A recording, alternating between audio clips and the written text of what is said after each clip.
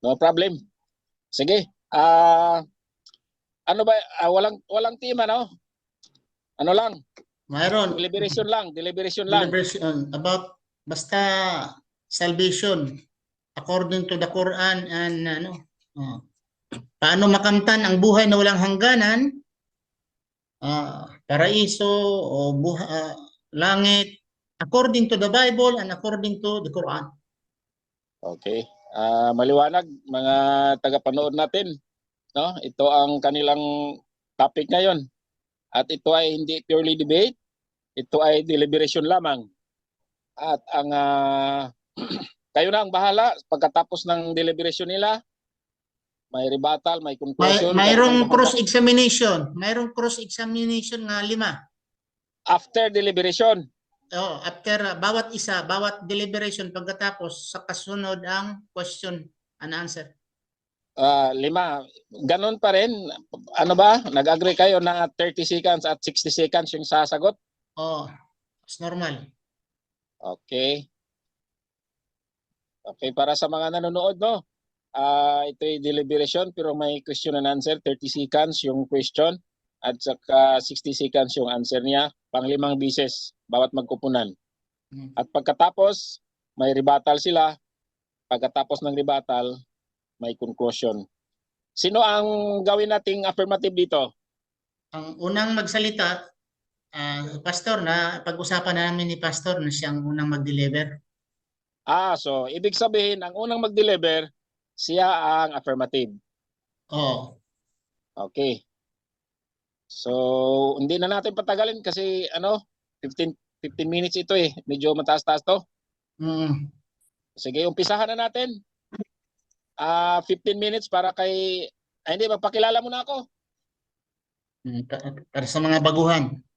Para sa mga baguhan, magpakilala muna ako sa inyong lahat. Ako po ay si Mr. Gerardo at kilala na naman sa ibang nakakilala sa akin bilang Jiri Matulak, no? Na moderator na ako, mga pang-6 na bisis na siguro ito. At ang moderator ay walang kinakampihan, no? Ito'y mag-moderate lamang para mapanood para sa mga nanonood na malinaw ang kanilang pag-deliver sa kanilang kung ano man ang topic ko nila. Ngayon, ipakilala ko ang kabilang magkupunan, si Pastor Well. Nasaan ba si Pastor ngayon? Ako po ay nasa San Francisco, Agusan del Sur. At si Pastor, nasaan po ba ang location mo, Pastor? Sa Luzon area po, Tarlac ho. Tarlac pa rin, no? Sa Luzon area, Tarlac. At ito naman si Ibrahim, hindi ako nagkamali, si Ustadz Ibrahim ay nasa Negros ngayon. Tama ba ako, Ustadz? Nandito ako sa Dumaguete, Negros Oriental. Okay, Dumaguete, Negros Oriental. Okay, yun lang po at mag-start na tayo. Pastor Well, sa'yo na ang time. 15 minutes, start now. Wait lang po. Okay lang po mag-share screen po ako? Pwede. May PowerPoint kasi ako nagkuhan pa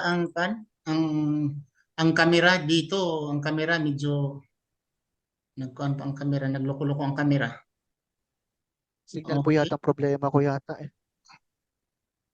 Okay lang po. Kasi wala namang problema. Yun, makikita ka na, Pastor. Diyan ka na. Opo, wait lang po.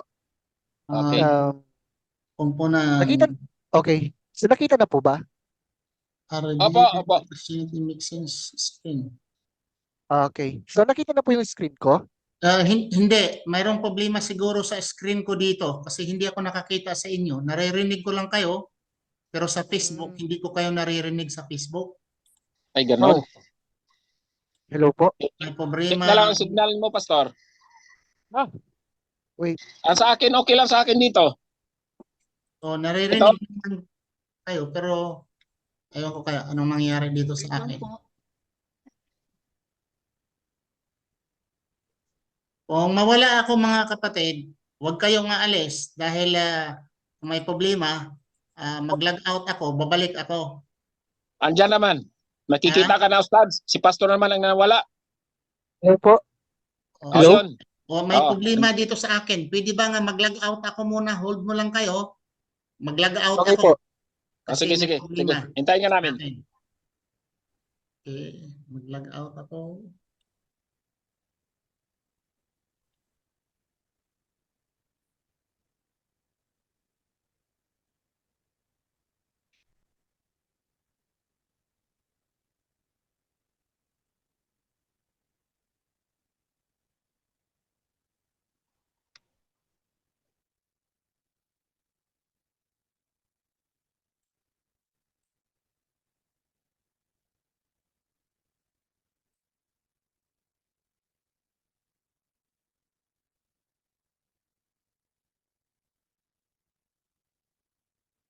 Oh, yan na, nakita na.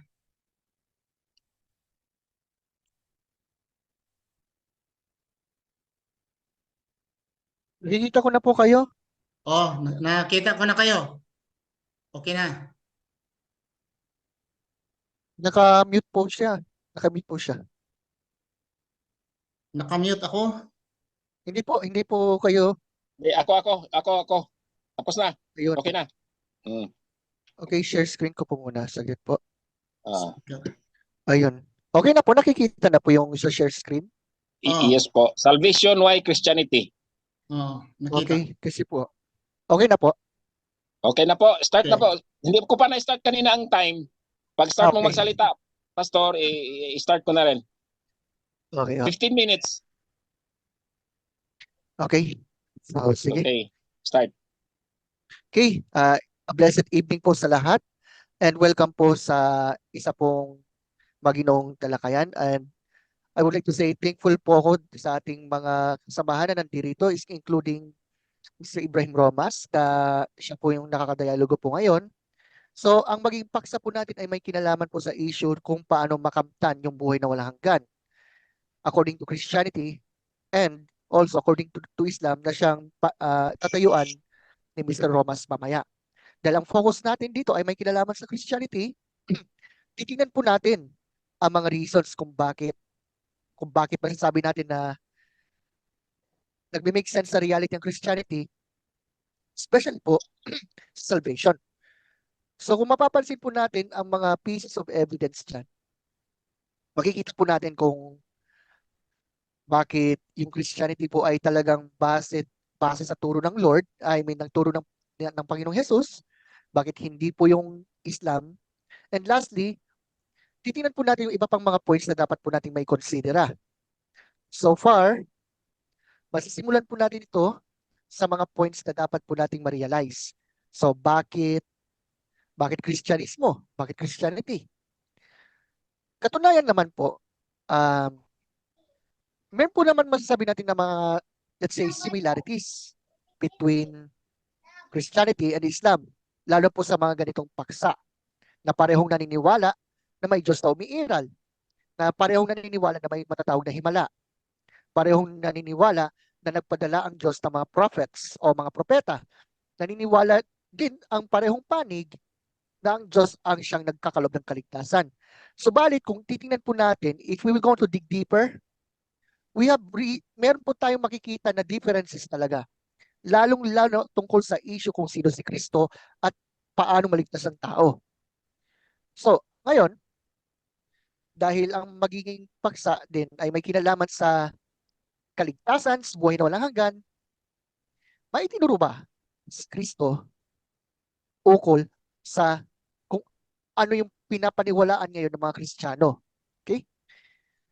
Katunayan, kung titingnan natin po yung nutshell sa Christianity, nandito na po yung mga sumusunod. Ang Diyos bilang Trinity, si Kristo ay Diyos na nagkatawang tao, siya ay ipinako sa krus, muling nabuhay, ang kaligtasan ay sa pamamagitan lamang niya. So kung papansinin po natin, tinuro nga ba ni Kristo ang mga essential na ito? Ngayon, kung titingnan po natin talaga, especially kung titingnan natin yung context ng kasulatan, mapapansin po talaga natin na itinuro niya po ang lahat ng yan. Okay? Siyempre, bukod ito sa testimony ng mga apostol niya, so titingnan po natin ang mga susunod. So, although ito po ay hindi po masasabi natin na parang topic natin. Kumbaga, isa po ito sa mga subtopics. Kumbaga, kasi take note, we are talking about Christianity here, we are talking about salvation. Kaya natural lamang po na maipipinpoint natin. So, God as Trinity. Take note, ito po yung mismong words ng Panginoong Jesus dito. Matthew 28:19 to 20, John 14:16 to 17 and 27. Pwede niyo pong tignan sa screen po ninyo, at least kahit paano na-share ko na po ito ngayon, nang sa ganyan po ay mabasa po ninyo. Na, yun na nga, he pointed out that, ito, from Matthew 28 nga, na baptizing them in the name of the Father and of the Son and of the Holy Spirit. And then sa John 14, dito pa lang, the Father sent the Holy Spirit in Jesus' name.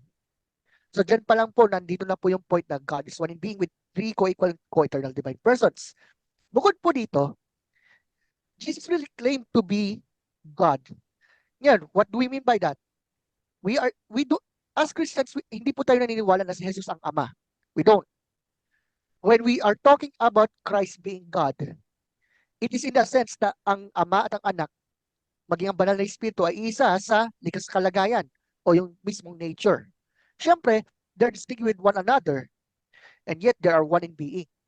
Dito pa lang, kung mababasa po natin yung John 8, particularly po sa passage na yan, kung mapapansin po natin yung reaksyon ng mga Hudyo rito, na nung sinabi ng Panginoong Jesus ang katagang ito na, truly, truly I say to you, before Abraham was, I am.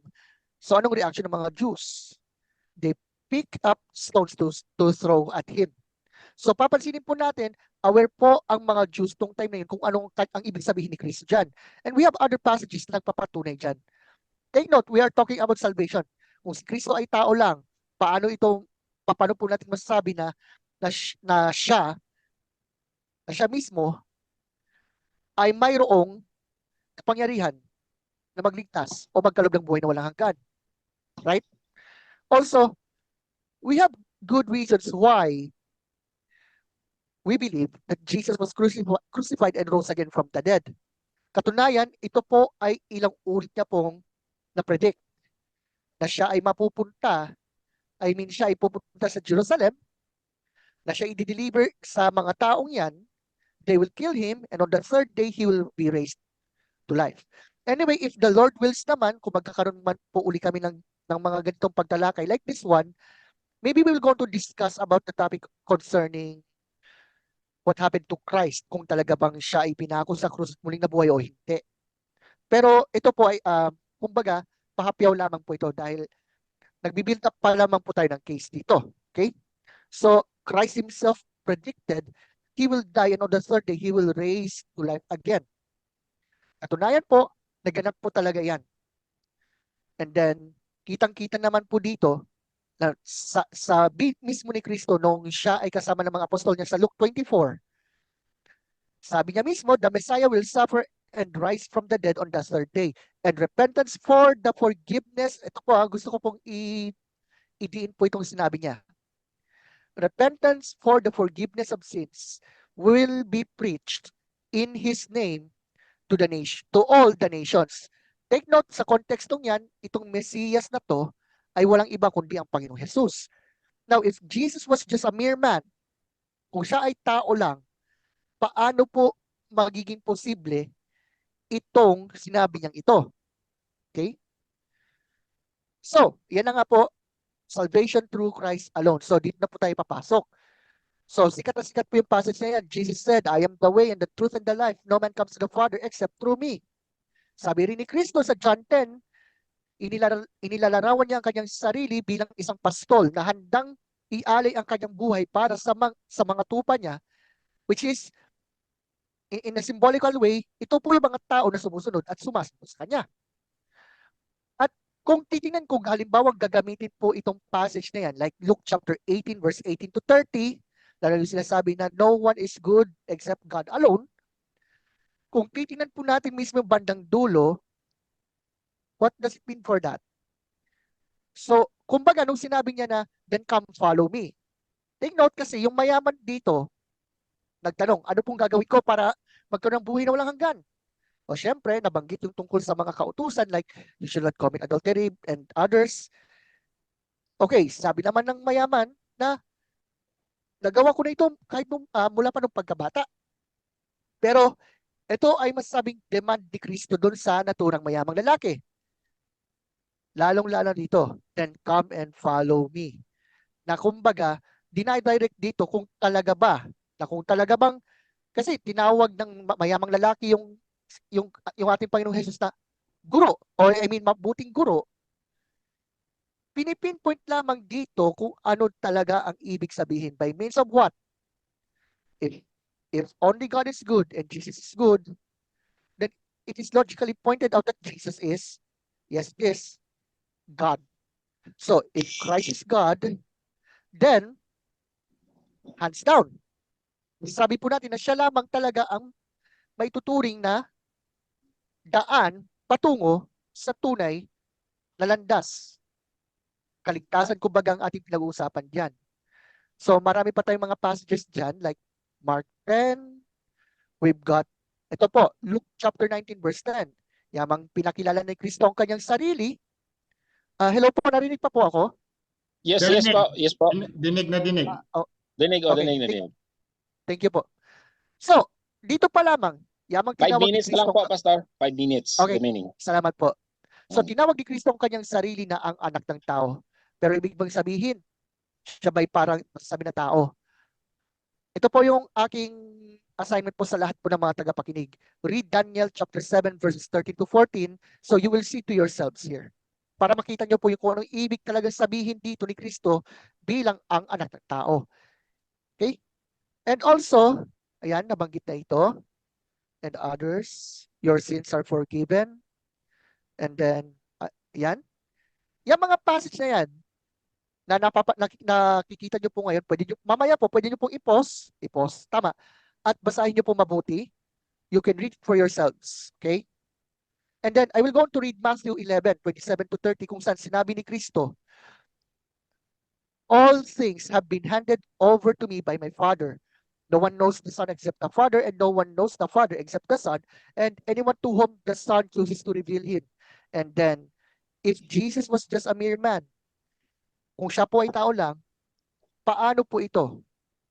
Na kung saan sinabi ni Kristo, come unto me, all who labor and are heavily laden, and I will give you rest. Ang pinipinpoint dito yung kapahingan sa kaluluwa, so to speak. So, we have good reasons kung bakit si Kristo lamang talaga ang tanging kaparaanan upang ang tao ay maligtas. Now, dahil ipipinpoint yung tungkol sa Islam na mamaya ay representa po ng ating maginong kausap, ipipinpoint ko lamang yung historical aspect nito.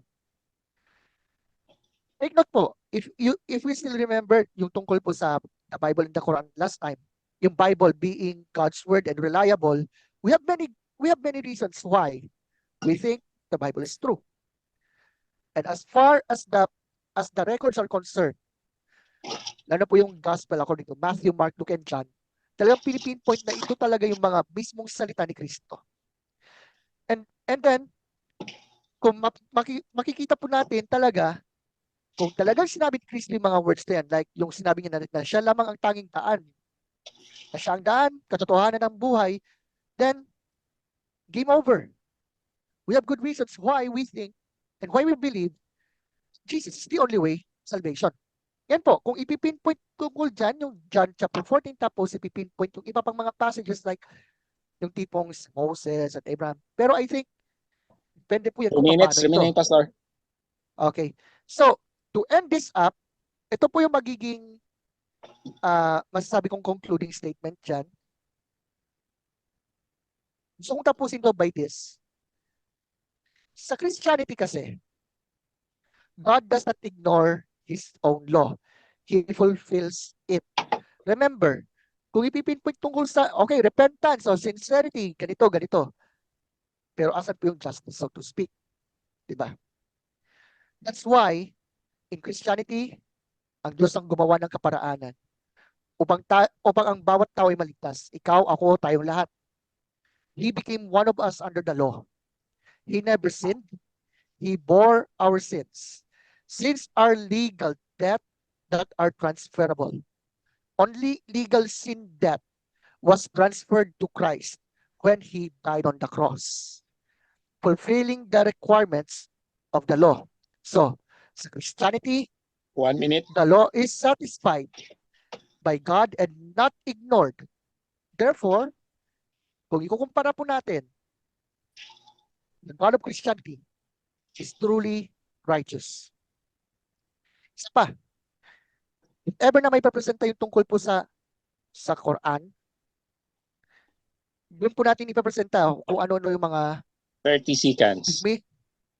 kung ano yung mga problems doon. But as of now, we have built the case that in Christianity, we have good reasons why Jesus and Him alone is our Lord and Savior. At yan po yung turo ng Christianity na dapat pong saliksikin ng bawat isa. Glory to God in the highest. Magandang araw po. Maraming salamat. Okay. Maraming salamat po, Pastor Ruel.